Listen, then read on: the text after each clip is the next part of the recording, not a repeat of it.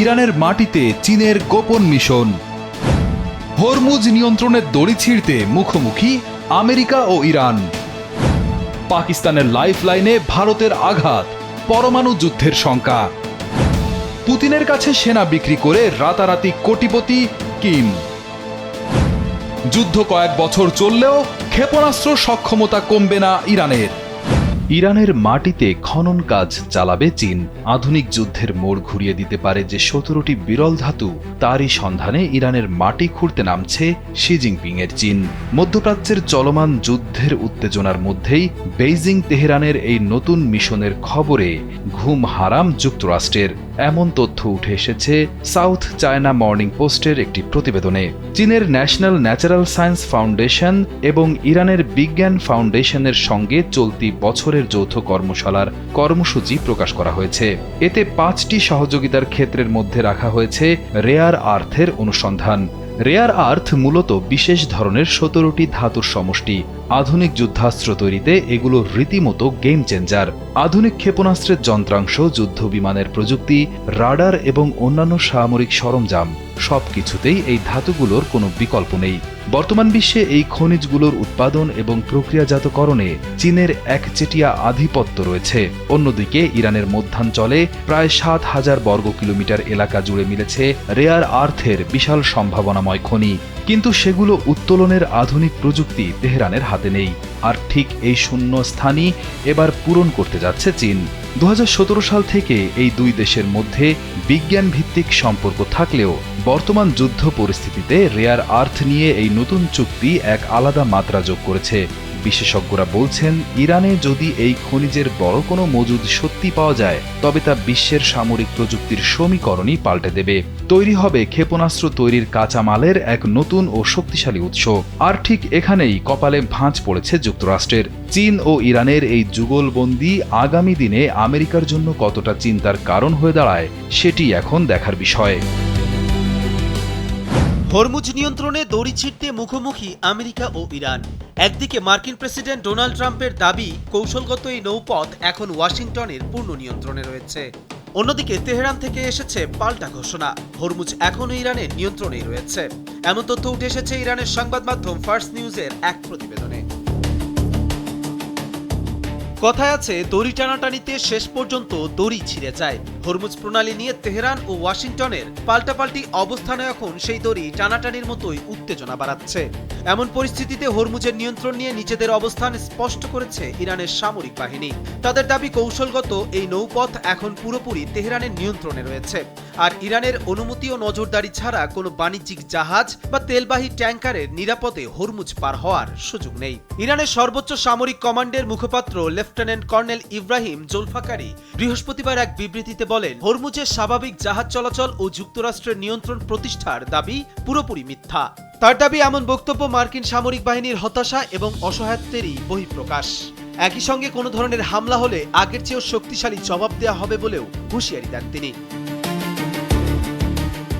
এর আগে বুধবার ট্রাম্প দাবি করেন, হরমুজ প্রণালীতে যুক্তরাষ্ট্রের পূর্ণ নিয়ন্ত্রণ রয়েছে এবং ভবিষ্যতেও এই নিয়ন্ত্রণ বজায় থাকবে। ট্রাম্পের এমন বক্তব্যের পরই তেহরান জানিয়ে দেয়, হরমুজের চাবি এখনও তাদের হাতেই। এদিকে যুদ্ধবিরতির পর হরমুজ পুনরায় চালু করা নিয়েও দুই দেশের মধ্যে মতবিরোধ চলছে।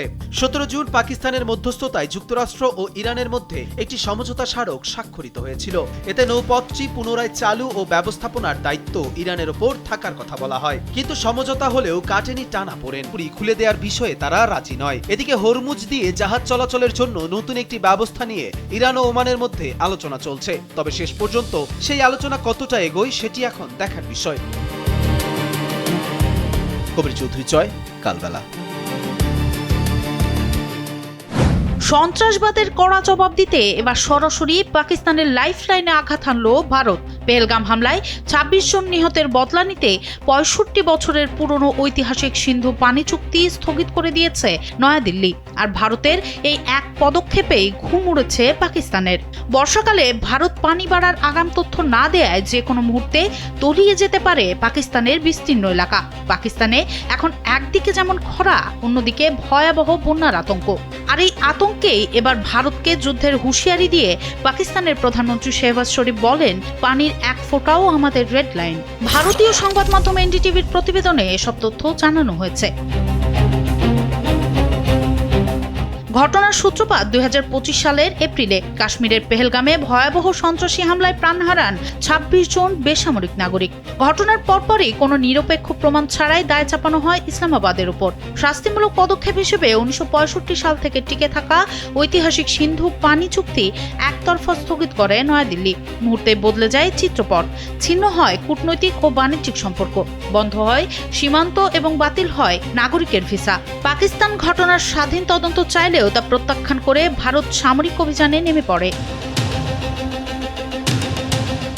ভারতের এই সিদ্ধান্তের পরই ঘুম হারাম হয়ে গেছে পাকিস্তানের। পানি বাড়ার আগাম তথ্য দেয়া পুরোপুরি বন্ধ করে দিয়েছে ভারত। এতদিন নদীর রূপ দেখে নয়, বরং ভারতের আগাম পূর্বাভাসে ভর করেই পাঞ্জাব ও সিন্ধু প্রদেশের লাখ লাখ বাসিন্দাকে সরিয়ে নেওয়া হতো। এখন তথ্য না থাকায় এক অনিশ্চিত খাদের কিনারায় দেশ। একদিকে পূর্বাভাসহীন আকস্মিক বন্যার আতঙ্ক, অন্যদিকে প্রবাহ অনিশ্চিত হওয়ায় শুকিয়ে যাচ্ছে কৃষি জমি। ফলে দেশটির সেচ নির্ভর 80% কৃষিখাত খাদের কিনারায়।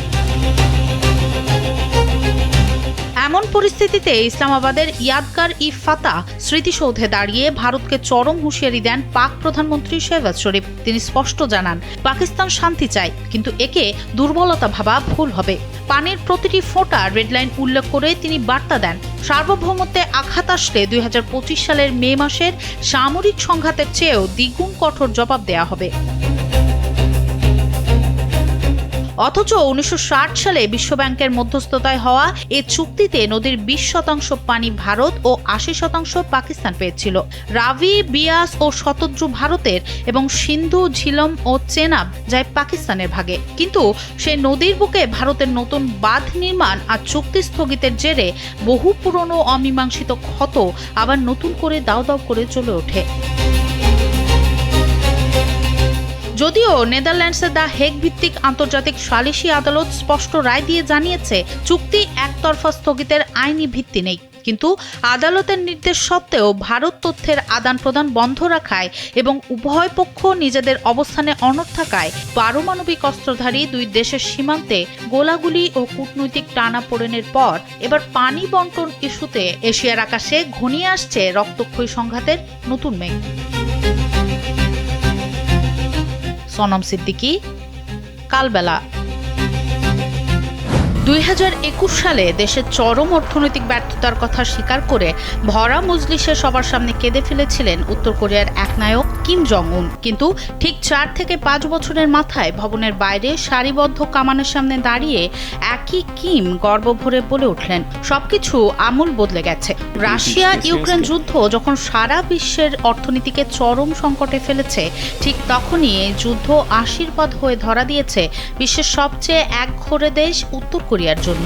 অবিশ্বাস্য হলেও সত্যি, শুধু রাশিয়ার কাছে অস্ত্র বিক্রি করে আর সেনা ভাড়ায় খাটিয়ে 14 বিলিয়ন বা 1400 কোটি ডলারেরও বেশি পকেটে পুরেছেন কিম জং উন, যা উঠে এসেছে জার্মান সংবাদ মাধ্যম ডয়েচে ভেলের প্রতিবেদনে। ওয়াল স্ট্রিট জার্নালের ভাষায় এটি বিশ্বের সবচেয়ে অপ্রত্যাশিত প্রবৃদ্ধির গল্প। আর এই অবিশ্বাস্য পরিবর্তনের পেছনে রয়েছে ইতিহাসের অন্যতম বড় গোপন সমরাস্ত্র চুক্তি। সাধারণ সেনাপ্রতি মাসে $2,800 এবং নিহতের বিনিময়ে মিলছে মোটা অঙ্কের টাকা। এর সাথে সাইবার হামলা আর বাণিজ্য মিলিয়ে এসেছে আরো বিলিয়ন বিলিয়ন ডলার। শুধু অর্থই নয়, রাশিয়ার থেকে আসছে অপরিশোধিত তেল, শস্য এবং ড্রোন, মিসাইল ও সাবমেরিন তৈরির অত্যাধুনিক সামরিক প্রযুক্তি। এর সঙ্গে যোগ হয়েছে চীন থেকে আসা বাণিজ্য এবং $1.5 বিলিয়ন বাইবিট ক্রিপ্টো চুরির মতো অপরাধ থেকে আসা আরও $8 বিলিয়ন। অথচ একসময় রাতের স্যাটেলাইটে দেশটি অন্ধকারের অন্ধকার বিন্দু হয়ে থাকত, আর এখন কাঁচা টাকার গরমে স্যাটেলাইট ছবিতে অন্ধকারের পিয়ংইয়ং রাতে 3 গুণ বেশি আলোয় জ্বলছে। রাজধানীতে তৈরি হয়েছে ক্ষেপণাস্ত্রের আদলে 40 তলা ভবন, সুবিশাল হাসপাতাল আর বিলাসবহুল বিচ রিসোর্ট, চীনা ইলেকট্রিক কার আর বিদেশি ব্র্যান্ডের দোকান। পশ্চিমা পোশাক আর অ্যাপে ট্যাক্সি ডাকার মতো আধুনিকতা এখন পিয়ংইয়ং এর দৈনন্দিন চিত্র। পুতিন ও শি জিনপিং এর পাশে দাঁড়িয়ে বিশ্ব রাজনীতিতে নিজের একাকিত্ব ঘুচিয়ে ফেলেছেন কিম। তবে তবে এই জাদুকরী প্রবৃদ্ধির চটকদার আলোকছটা শুধু রাজধানীর উচ্চবিত্ত আর কিমের ক্ষমতার প্রদর্শন। পিয়ংইয়ং এর বাইরের সাধারণ মানুষের ভাগ্য বিন্দুমাত্র বদলায়নি। দেশীয় মুদ্রার দরপতন আর খাদ্যের চড়া দামে দিশেহারা মানুষ। কিমের ঘোষিত আঞ্চলিক শিল্প প্রকল্পগুলো বিদ্যুৎ ও কাঁচামালের অভাবে মুখ থুবড়ে পড়েছে। আন্তর্জাতিক রাজনীতিতে কিম নিজের প্রভাব বাড়িয়ে পুতিন বা শি জিনপিং এর সাথে এক টেবিলে বসলেও তার এই সুসময় শুধু ক্ষণিকের বৈশ্বিক ভাগ্যের জোর। ভেতরের মূল অর্থনীতি এখনো ভঙ্গুর, অর্থাৎ কোনো অভ্যন্তরীণ অর্থনৈতিক সংস্কার নয়। দূর দেশের ইউক্রেন যুদ্ধে রক্তের ব্যবসা আর সাময়িক ভাগ্যের জোরেই কেবল টিকে আছে কিমের এই মরীচিকা। সনম সিদ্দিকী, কালবেলা। ইরানের বিরুদ্ধে যুক্তরাষ্ট্র পারমাণবিক অস্ত্র ব্যবহার করলে পরদিনই বিশ্বের বিভিন্ন দেশে থাকা মার্কিন সামরিক ঘাঁটি দখল হয়ে যেতে পারে বলে হুঁশিয়ারি দিয়েছেন ইরানের ইসলামী বিপ্লবী গার্ড বাহিনীর ব্রিগেডিয়ার জেনারেল মোহাম্মদ রেজা নাগদি। ইরানের সর্বোচ্চ নেতা মোস্তফা খামেনির ঘনিষ্ঠ এই কর্মকর্তা মার্কিন টেলিভিশন নেটওয়ার্ক পিবিএসকে দেওয়া এক সাক্ষাৎকারে এমন সতর্কবার্তা দেন। সাক্ষাৎকারে নাগদি বলেন, পারমাণবিক হামলা যুক্তরাষ্ট্রের জন্য বড় ভুল হতে পারে, কারণ দ্বিতীয় বিশ্বযুদ্ধের মতো সময়ের মতো এখন আর পরিস্থিতি নেই। বিশ্বের মানুষ জেগে উঠেছে এবং এমন কোনো অপরাধ কেউ মেনে নেবে না। এই সাক্ষাৎকারে যুক্তরাষ্ট্রের সঙ্গে যুদ্ধ দীর্ঘায়িত করার সম্ভাবনার কথাও জানান তিনি। নাগদির মতে, যুদ্ধ যত দীর্ঘ হবে ইরান তত বেশি সামরিক অভিজ্ঞতা অর্জন করবে। নাগদির দাবি, গত 5 মাসের সংঘাত থেকে যুক্তরাষ্ট্রের বিরুদ্ধে কিভাবে যুদ্ধ করতে হয় সে বিষয়ে গুরুত্বপূর্ণ অভিজ্ঞতা পেয়েছে তেহরান। ইরান পারমাণবিক বোমা তৈরির চেষ্টা করছে কিনা জানতে চাইলে নাগদি বলেন, তাদের এমন অস্ত্রের প্রয়োজন নেই। জনগণের সমর্থন এবং প্রতিরোধী ইরানের সবচেয়ে বড় শক্তি। ইরানের ক্ষেপণাস্ত্র সক্ষমতা নিয়েও বড় দাবি করেছেন এই আইআরজিসি কর্মকর্তা। তিনি জানান, প্রতিদিন ইরানের যত ক্ষেপণাস্ত্র তৈরি হচ্ছে দেশটি তার চেয়ে কম ক্ষেপণাস্ত্র ছুটছে। যুদ্ধ কয়েক বছর ধরে চললেও ইরানের রকেট হামলা চালিয়ে যাওয়ার সক্ষমতা থাকবে বলেও দাবি করেন তিনি। এদিকে যুদ্ধ থামাতে যুক্তরাষ্ট্র ও ইরানের মধ্যে চলমান আলোচনাতেও অচল অবস্থা কাটেনি। গেল 17 জুন ডোনাল্ড ট্রাম্প ও ইরানের প্রেসিডেন্ট মাসুদ পেজেশকিয়ান 14 দফার একটি সমঝোতায় সম্মত হলেও জুলাইয়ে ট্রাম্প সেটিকে কার্যত শেষ বলে ঘোষণা করেন। এরপর ইরানও সমঝোতা স্থগিত করে। হরমুজ প্রণালী নিয়েও দুই দেশের বিরোধ অব্যাহত রয়েছে। এদিকে ওয়াশিংটনের অভিযোগ, ইরান গুরুত্বপূর্ণ এই নৌপথ খুলে দেয়নি। অন্যদিকে তেহরানের দাবি, যুক্তরাষ্ট্রও ইরানের বন্দর অবরোধ তুলে নেওয়া এবং জব্দ করা সম্পদ ছাড়ার প্রতিশ্রুতি পূরণ করেনি। নাগদির বক্তব্যে স্পষ্ট, এই সংঘাত দ্রুত শেষ হওয়ার পথে নেই, বরং যুদ্ধ যত দীর্ঘ হবে ততই এর প্রভাব ছড়িয়ে পড়তে পারে হরমুজ প্রণালী, মধ্যপ্রাচ্যের নিরাপত্তা এবং বৈশ্বিক জ্বালানি সরবরাহে। অরিত্র বাসু, কালবেলা।